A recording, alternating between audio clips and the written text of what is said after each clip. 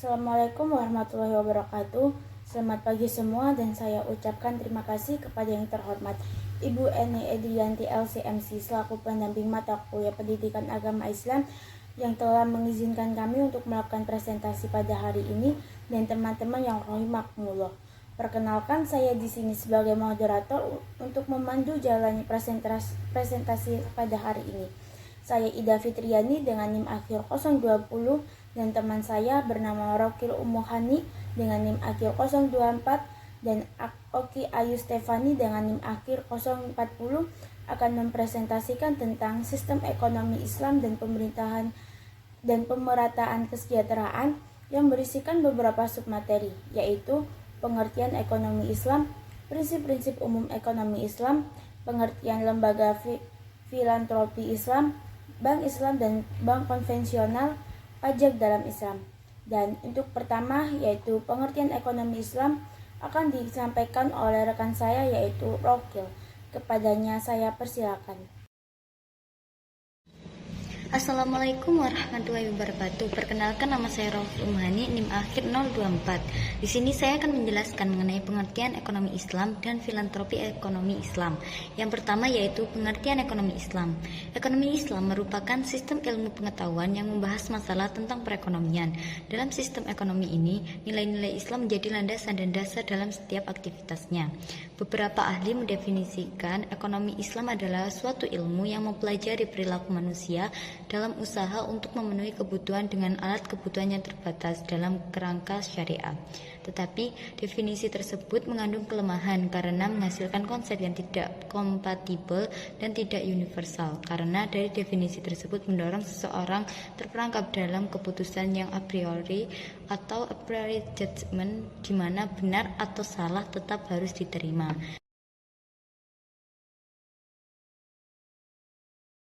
Nah, untuk materi selanjutnya akan disampaikan oleh saya sendiri, yaitu tentang prinsip-prinsip umum ekonomi Islam.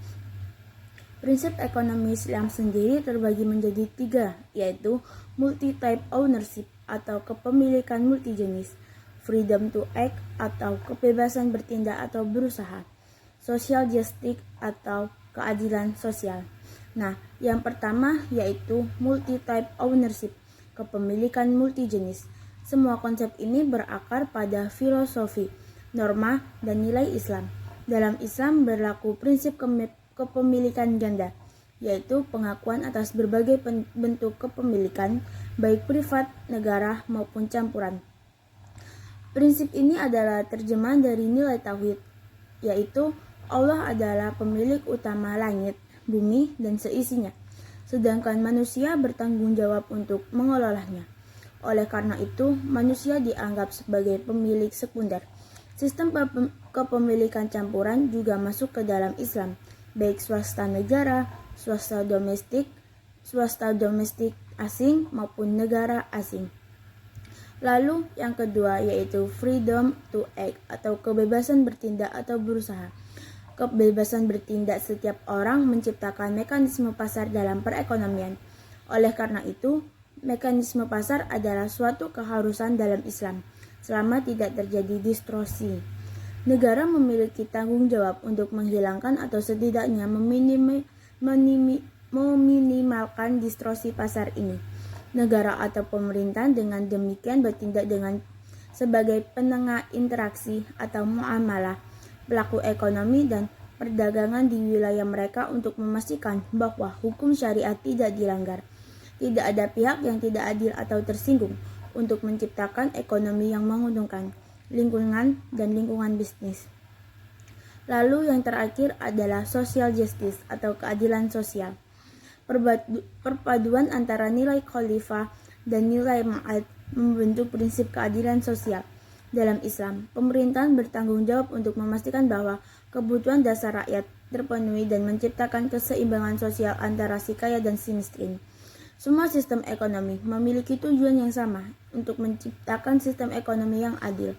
Namun, tidak semua sistem tersebut memiliki kemampuan dan konsistensi untuk menciptakan sistem yang adil. Sistem yang baik adalah sistem yang secara ketat dan konsisten menerapkan prinsip-prinsip keadilan. Dalam Islam, keadilan diartikan sebagai musyawarah dan tidak menindas salah satu pihak. Sekarang saya akan menjelaskan tentang prinsip konsumsi di dalam sistem ekonomi Islam. Prinsip konsumsi terbagi menjadi dua, yaitu halal dan thayyib, dan i'tidal atau seimbang atau di pertengahan. I'tidal sendiri terbagi menjadi 4, yaitu tidak kikir atau pelit atau bakhil, dan lalu tidak israf atau berlebih-lebihan, lalu tidak tabzir atau pemborosan, dan tidak tarf atau bermewah-mewahan. Tujuan utama konsumsi sendiri adalah seorang muslim adalah sebagai sarana untuk beribadah kepada Allah. Etika konsumsi ada beberapa etika konsumsi, tetapi saya sebutkan 3 saja, yaitu larangan bersifat tamak, berbelanja tanpa skala prioritas, dan memakai pakaian dengan batasan-batasannya. Lalu, presentasi selanjutnya akan disambung oleh Saudari Oki. Yang kedua yaitu produksi. Produksi sering dipahami sebagai penciptaan nilai atau penambahan nilai pada suatu produk. Tujuan produksi dalam perspektif fikih ekonomi Khalifah Umar bin Khattab adalah sebagai 1. Merealisasikan keuntungan seoptimal mungkin. Mencapai keuntungan dengan cara yang paling optimal berarti kita berproduksi tidak hanya mementingkan produksi menurut praktek atau asal produk, tetapi harus benar-benar memperhatikan keuntungan. Yang kedua yaitu merealisasikan kecukupan individu dalam keluarga. Seorang muslim wajib melakukan aktivitas yang dapat merealisasikan kecukupannya dan kecukupan orang yang menjadi kewajiban nafkahnya. Yang ketiga yaitu tidak mengandalkan orang lain. Sebagaimana diajarkan dalam Islam, tidak memperbolehkan orang yang mampu bekerja mengangkat tangan kepada orang lain dengan memohon dan menyuruh umat Islam untuk mengandalkan diri sendiri, tidak mengharapkan apa yang ada di tangan orang lain. Yang keempat, melindungi harta dan mengembangkan kekayaan miliknya. Peran besar dalam Islam, karena harta, dunia, dan agama bisa terjaga. Tanpa harta, seseorang bisa inkonsisten dalam agamanya dan tidak tenang dalam hidupnya. Yang kelima yaitu mengeksplorasi sumber-sumber ekonomi, mempersiapkan untuk dimanfaatkan. Allah Subhanahu wa taala telah menyediakan banyak sumber daya ekonomi bagi manusia di dunia ini. Namun pada umumnya untuk memanfaatkannya harus dilakukan penambangan dalam bentuk kegiatan sehingga produktivitas sehingga dapat memenuhi kebutuhan manusia. Yang keenam yaitu pembebasan dari belenggu. Ketergantungan ekonomi, produksi adalah sarana terpenting untuk mencapai kemandirian ekonomi. Bangsa yang berproduksi sendiri sesuai dengan kebutuhannya sendiri adalah bangsa yang mereka terbebas dari belenggu ketergantungan ekonomi pada bangsa lain. Yang kelima, tawaruk kepada Allah Subhanahu wa taala.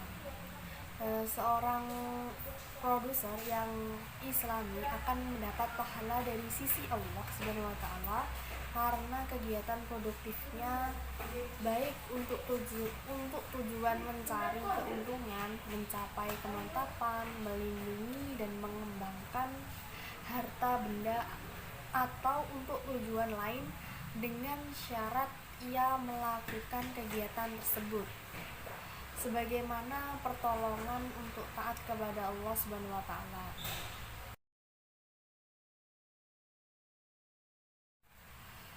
Distribusi dalam ekonomi Islam memiliki makna yang lebih luas, mencangkup pengaturan kepemilikan, unsur-unsur produksi, dan sumber-sumber kekayaan. Dalam ekonomi Islam diatur kaidah distribusi pendapatan, baik antara unsur-unsur produksi maupun distribusi dalam sistem jaminan sosial. Distribusi dalam ekonomi Islam didasarkan pada nilai-nilai manusiawi yang sangat mendasar dan penting, yaitu nilai kebebasan dan nilai keadilan. Yang pertama yaitu keadilan. Keadilan dalam Islam merupakan pondasi yang kokoh, meliputi semua ajaran dan hukum Islam. Persoalan yang menjadi perhatian Islam dalam keadilan adalah pelanggaran berbuat kezaliman. Ketidakseimbangan distribusi kekayaan adalah sumber dari semua konflik individu dan sosial. Untuk itu, agar kesejahteraan sosial dapat diwujudkan, penerapan prinsip moral keadilan ekonomi merupakan suatu keharusan. Yang kedua yaitu kebebasan. Nilai utama dalam bidang distribusi kekayaan adalah kebebasan. Nilai kebebasan dalam Islam memberi implikasi terhadap adanya pengakuan akan kepemilikan individu. Setiap hasil usaha seseorang muslim dapat menjadi miliknya, menjadi motivasi yang kuat bagi dirinya untuk melakukan aktivitas ekonomi. Sektor-sektor distribusi yang pertama yaitu distribusi dalam konteks sektor rumah tangga.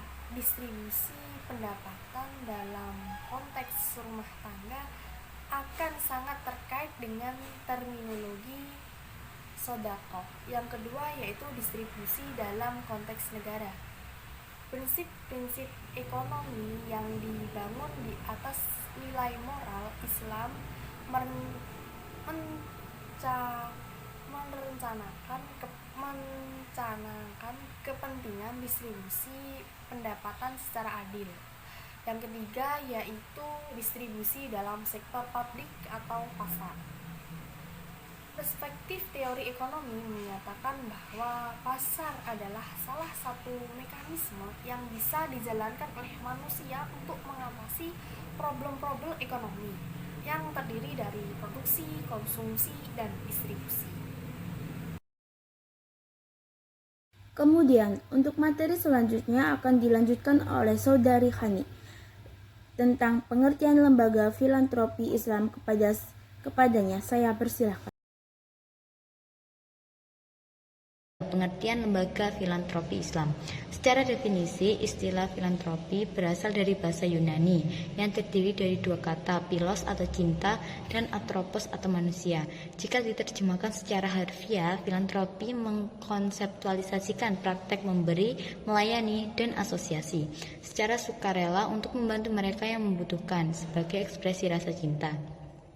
Jadi, filantropi Islam adalah lembaga yang memiliki peran yaitu memberi, melayani, dan asosiasi. Seiring dengan perkembangan zaman, pemerintah maupun organisasi sosial mencoba untuk mempraktikkan filantropi Islam dengan manajemen yang lebih modern. Salah satu contohnya adalah organisasi pengelolaan zakat yang terdiri dari dua unsur yaitu Badan Amil Zakat dan Lembaga Amil Zakat. Selanjutnya yaitu fungsi dari LAS atau Lembaga Amil Zakat adalah untuk membantu Basnas atau Badan Amil Zakat Nasional dalam menghimpunan, pendistribusian, dan pendayagunaan zakat. Tentunya dalam pelaksanaannya, LAS juga harus wajib melaporkan secara berkala kepada Basnas tentang pelaksanaan pengumpulan dan pendayagunaan zakat yang telah diaudit syariat dan keuangan. Selanjutnya yaitu distribusi siswa atau zakat, infak, sedekah, dan wakaf. Instrumen distribusi pada umumnya biasa diaplikasikan dalam lembaga filantropi Islam meliputi 4 unsur, yaitu zakat, infak, sedekah, dan wakaf. Yang pertama yaitu zakat. Zakat merupakan kewajiban bagi seorang muslim yang mampu dan telah memenuhi syarat-syarat yang telah ditentukan. Zakat merupakan bagian dari rukun Islam. Allah telah menentukan rizki kepada semua hambanya. Sebagian diberi rizki yang lebih dibandingkan yang lain dengan tujuan bukan untuk membeda-bedakan, tetapi seseorang yang diberi atau memiliki rizki lebih memiliki tanggung jawab terhadap orang lain yang membutuhkan. Pembagian zakat saat ini dapat diberikan kepada beberapa golongan sebagai berikut. Yang pertama, bagi fakir miskin. Zakat digunakan sebagai pinjaman modal usaha agar usaha yang ada dapat berkembang, lalu membantu membangun sarana pertanian dan perindustrian untuk mereka yang tidak mendapatkan lapangan pekerjaan. Kedua, bagi amil. Digunakan untuk menutupi biaya administrasi dan memberikan gaji bagi amil yang telah mengabdikan hidupnya untuk kepentingan umat muslim.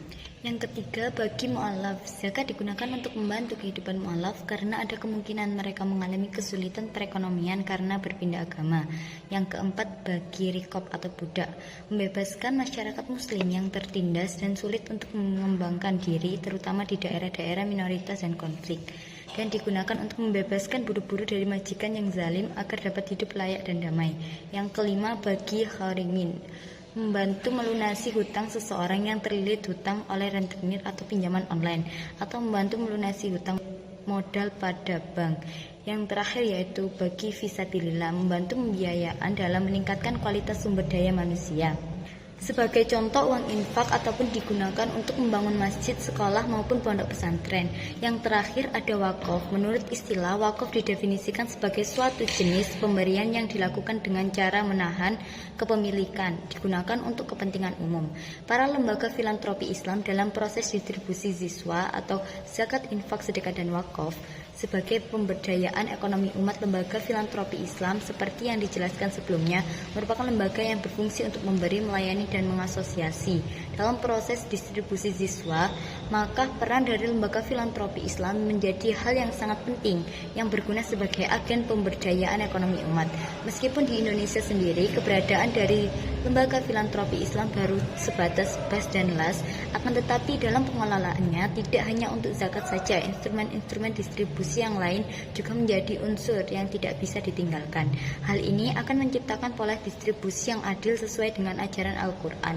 Kemudian dari sisi pemberdayaannya, maka ekonomi umat akan menjadi meningkat melalui bantuan dana yang mereka terima dari lembaga filantropi Islam.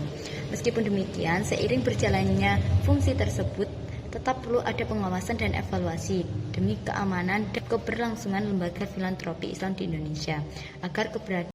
Lalu materi selanjutnya akan diteruskan oleh Ogi, yaitu tentang bank Islam dan bank konvensional.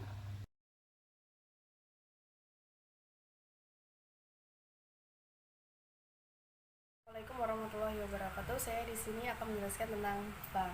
Bank adalah sebuah lembaga keuangan intermediasi yang umumnya didirikan dengan kewenangan untuk menerima simpanan uang, meminjamkan uang, dan menerbitkan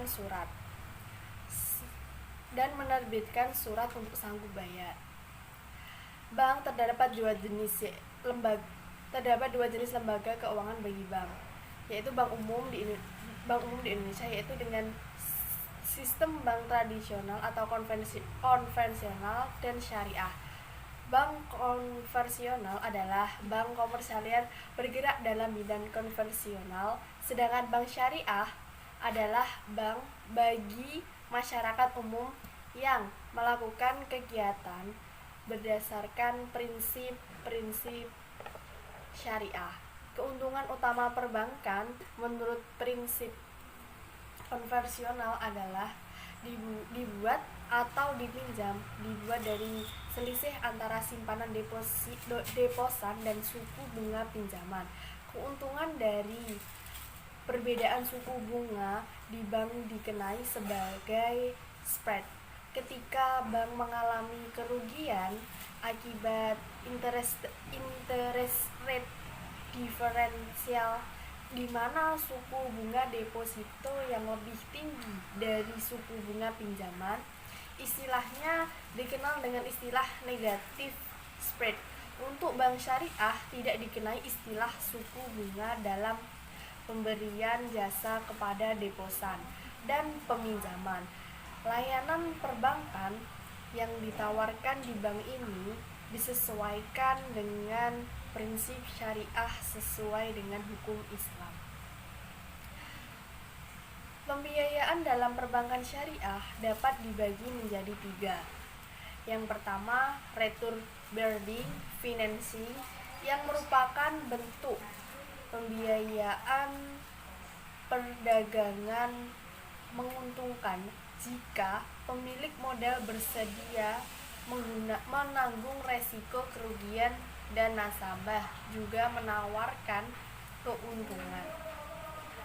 Yang kedua ada return free financing, yang merupakan bentuk pembiayaan untuk mencari keuntungan ditunjukkan untuk mereka yang lebih membutuhkan bantuan. Jadi tidak ada hal seperti itu, manfaat yang mungkin ditawarkan. Yang ketiga yaitu charity financing, yaitu bentuk pendanaan yang benar-benar diberikan kepada orang-orang miskin. Jadi tidak ada modal dan tidak ada keuntungan di dalamnya. Prinsip syariah yang diterapkan di bank syariah adalah pembiayaan berdasarkan prinsip bagi hasil atau mudharabah.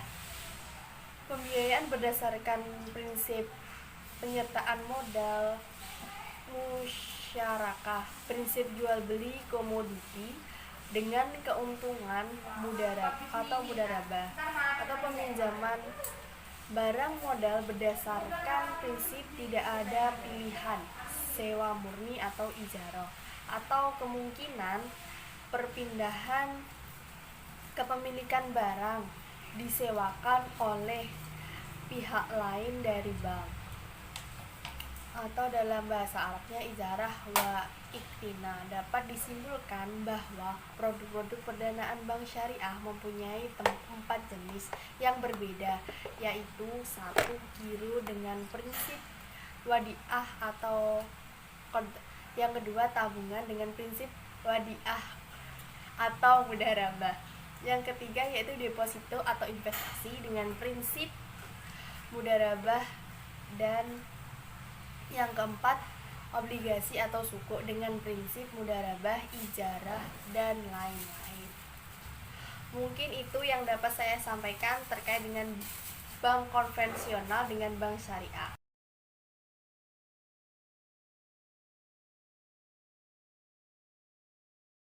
Nah, sekarang sampailah kepada materi yang terakhir yang akan saya sampaikan, yaitu tentang pajak dalam Islam. Pajak adalah iuran rakyat kepada kas negara berdasarkan undang-undang yang berlaku dengan tidak menerima jasa timbal balik dan dapat dibukukan secara langsung dan tidak digunakan untuk membayar pengeluaran belanja negara. Pajak syariah secara etimologi berasal dari bahasa Arab, disebut doribah, yang berarti wajib, pasti, mengidentifikasi, menyerang, dan menjelaskan atau menuntut. Ada 3 ulama yang memberikan definisi tentang pajak, yaitu Yusuf Qardawi. Pajak adalah kewajiban yang ditetapkan terhadap wajib pajak yang harus disetorkan kepada negara sesuai dengan ketentuan, tanpa mendapatkan prestasi kembali dari negara, dan hasilnya untuk membiayai pengeluaran-pengeluaran umum di satu pihak dan untuk merealisasikan sebagai tujuan ekonomi, sosial, politik, dan tujuan-tujuan yang ingin dicapai oleh negara. Lalu, pendapat yang kedua adalah Ghazi Inayah. Pajak adalah kewajiban untuk membayar tunai yang ditentukan oleh pemerintah atau penjabat berwenang yang bersifat mengikat tanpa adanya imbalan tertentu. Ketentuan pemerintah ini sesuai dengan ketentuan si pemilik harta dan dialokasikan untuk mencukupi kebutuhan pangan secara umum dan untuk memenuhi tuntutan politik keuangan bagi pemerintahan. Dan pendapat terakhir adalah Abdullah Qadim Zalum. Pajak adalah harta yang diwajibkan oleh Allah Subhanahu wa taala kepada kaum muslim untuk membiayai berbagai kebutuhan dan pos-pos pengeluaran yang memang diwajibkan atas mereka. Pada kondisi Baitul Mal tidak ada uang atau harta. Lalu, macam-macam pajak ada 3. Yang pertama, menurut golongannya, pajak langsung yaitu pajak yang ditanggung oleh wajib pajak, contoh pajak penghasilan. Lalu yang kedua, menurut sifatnya, pajak subjektif, yaitu pajak yang berasal dari atas objeknya, dalam arti memperhatikan keadaan pribadi wajib pajak, contoh pajak pertambahan nilai. Dan yang terakhir menurut lembaga pemungutan pajak daerah, yaitu pajak yang dipungut oleh pemerintahan daerah dan digunakan untuk membiayai rumah tangga di suatu daerah. Pajak daerah meliputi pajak provinsi, contoh pajak kendaraan bermotor, dan pajak kabupaten atau kota, contoh pajak hotel. Dan fungsi pajak yang pertama yaitu fungsi budgeter, pajak sebagai sumber dana bagi pemerintahan untuk membiayai pengeluaran-pengeluarannya. Dan yang kedua, pajak mengatur atau reguleren, pajak sebagai alat untuk mengatur atau melaksanakan kebijaksanaan pemerintah dalam bidang sosial dan ekonomi. Kedudukan pajak dalam Islam. Mengenai aturan pajak pada Islam, terdapat 2 pandang yang mampu muncul. Pandangan yang pertama yakni menyetujui kebolehan berdasarkan adanya pajak, sedangkan pandangan yang kedua yakni yang memandang bahwa penarikan pajak adalah suatu tindakan kezoliman dan hal tadi adalah haram. Meskipun pajak dan zakat dalam dasarnya hampir sama pada tujuannya, yakni menaikkan kesejahteraan sosial melalui dana yang didapat berdasarkan rakyat, sebenarnya terletak beberapa disparitas yang mencolok yang berakibat kedudukan pajak dan zakat tidak mampu disamakan. Di bawah ini dijelaskan mengenai perbedaan-perbedaannya. Yang pertama, perbedaan yang paling dasar dari keduanya terletak pada sumber perintahnya. Yang kedua, dari segi pelakunya. Yang ketiga, terletak pada objek penerima dari 2 dana ini. Berikutnya terletak pada segi hukumnya. Dan yang terakhir, jumlah nominalnya. Pajak pada masa Rasulullah dan Khalifah Rasyidin. Kebijakan berpajak pada masa Rasulullah SAW. Penerimaan pajak negara pada masa Nabi Muhammad SAW. Pertama adalah zakat dimulai pada tahun kedua setelah hijrah. Kebijakan pajak pada masa Khalifah Rasyidin. Yang pertama, Khalifah Abu Bakar As-Siddiq radhiyallahu anhu. Abu Bakar As-Siddiq adalah pendamping pertama yang melanjutkan dan menggantikan kepemimpinan setelah Rasulullah SAW. Dalam 27 bulan kepemimpinannya, Abu Bakar telah mencapai banyak hal berurusan dengan kemudaratan pajak dan masalah orang yang menolak untuk membayar zakat untuk negara. Abu Bakar adalah khalifah yang telah menunjukkan pentingnya integritas moral seorang pemimpin dalam penggunaan harta publik, secara khusus dengan mengembalikan penggunaan penerimaan negara untuk operasionalnya 8.000 dirham dan mengembalikan fasilitas yang diberikan kepadanya selama masa kepemimpinan khalifah. Yang kedua, Khalifah Umar bin Khattab radhiyallahu anhu. Umar menggantikan Abu Bakar yang terpilih dengan penghargaan. Kontribusi Umar adalah alat admin terbaik untuk menjalankan pemerintahan yang besar. Baitul Mal secara tidak langsung bertindak sebagai pengikut kebijakan perpajakan negara Islam. Khalifah memiliki kendali penuh atas dana tetapi tidak dapat menggunakan untuk tujuan pribadi. Khalifah menerima tunjangan tersendiri sebagai gaji. Harta Baitul Mal dianggap sebagai harta muslim selama ini. Jadi, itu adalah tanggung jawab negara menjadikan fasilitas yang berkelanjutan untuk para janda dan anak-anak yatim piatu anak terlantar, mengubur orang miskin, membayar hutang mereka yang bangkrut, membayar diat untuk beberapa kasus dan memberikan pinjaman tanpa bunga untuk bisnis. Bahkan Umar tidak pernah meminjam jumlah untuk penggunaan pribadinya. Yang ketiga, Khalifah Utsman bin Affan. Utsman adalah khalifah ketiga. Dia adalah orang yang jujur dan soleh, tapi sangat tua dan lembut. Dia adalah salah satu dari sekian sahabat Nabi yang paling kaya. Kekayaannya membantu Islam menjadi kenyataan beberapa peristiwa sejarah penting. Selama 6 tahun pertama kepemimpinannya, Bakal Kabul, Ghazni, Kerman, dan Sistani ditaklukkan olehnya. Segera setelah menaklukkan negara-negara tersebut, kemudian tindakan efektif diambil dalam kerangka pengembangan sumber daya alam, gali sungai, bangunan jalan, tanaman pohon buah-buahan, dan keamanan komersial dipastikan dengan pembentukan pasukan polisi permanen. Utsman membuat kebijakan perbajakan, perubahan administrasi, dan penggantian gubernur Mesir, Busra, Aswad, dan lain-lain. Dan yang terakhir adalah Khalifah Ali bin Abi Thalib radhiyallahu anhu. Begitu Ali diangkat menjadi khalifah, dia langsung memerintahkan untuk mencopot para penjabat koruptor yang ditunjuk oleh Utsman dan membuka kembali tanah perkebunan yang telah diberikan kepada kesayangan Utsman dan membagikan pendapat sesuai aturan yang ditetapkan oleh Umar. Selanjutnya yaitu pendapat ulama tentang halal dan haramnya pajak. Ulama yang berpendapat bahwa pajak itu boleh adalah Ibnu Khaldun. Ibnu Khaldun yang berkata pajak pada semua orang dengan keadilan dan pemerataan, perlakuan semua orang sama dan jangan memberi pengecualian kepada siapapun karena kedudukannya dalam masyarakat atau kekayaan, dan jangan mengecualikan kepada siapapun sekalipun petugasmu sendiri atau kawan akrabmu, dan jangan kamu menarik pajak dari orang melebihi kemampuan membayar. Lalu Hasan Al-Banna berkata, melihat tujuan keadilan sosial dan distribusi pendapat yang merata, maka sistem perpajakan progresif tampaknya seirama dengan sasaran-sasaran Islam.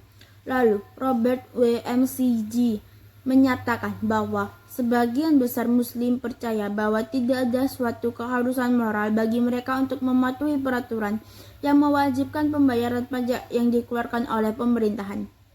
Lalu Ibnu Taimiyah berkata, larangan penghindaran pajak sekalipun itu tidak adil berdasarkan argumen bahwa tidak membayar pajak oleh mereka yang berkewajiban akan mengakibatkan beban yang lebih besar bagi kelompok lain. Lalu Maliki berkata, karena menjaga keselamatan umat melalui berbagai sarana-sarana seperti keamanan, pendidikan, dan kesehatan adalah wajib, sedangkan kas negara tidak mencakupi, maka pajak itu menjadi wajib. Dan yang terakhir Umar Capra berkata, sesungguhnya tidak realistis bila sumber perpajakan atau pendapat negara-negara muslim pada saat ini harus terbatas hanya pada lahan pajak yang telah dibahas oleh para fuqaha. Situasi telah berubah dan mereka perlu melengkapinya. Ulama yang berpendapat bahwa pajak itu haram. Yang pertama, Hasan Turabi berkata, pemerintahan yang ada di dunia muslim dalam sejarah yang begitu lama pada umumnya tidak sah. Karena itu, para fuqaha khawatir jika diperbolehkan menarik pajak akan disalahgunakan dan menjadi suatu alasan penindasan. Lalu Imam Abu Ja'far At-Tawawi rahimahullah al-Ush berkata, yang telah dihapuskan kewajibannya oleh Rasulullah SAW atas kaum muslim adalah pajak yang biasa dipungut oleh kaum jahiliyah. Kemudian beliau melanjutkan, hal ini sangat berbeda dengan kewajiban zakat. Dan Imam Nawawi rahimahullah berkata, bahwasanya pajak termasuk sejahat-jahatnya kemaksiatan dan termasuk dosa yang membinasakan pelakunya. Hal ini lantaran dia akan dituntut oleh manusia dengan tuntutan yang banyak sekali di akhirat nanti. Nah, Itulah penjelasan materi yang bisa kita sampaikan. Kurang lebihnya mohon maaf jika ada kekurangan materi atau kesalahan kata-kata. Sekian dari kami, terima kasih. Wassalamualaikum warahmatullahi wabarakatuh.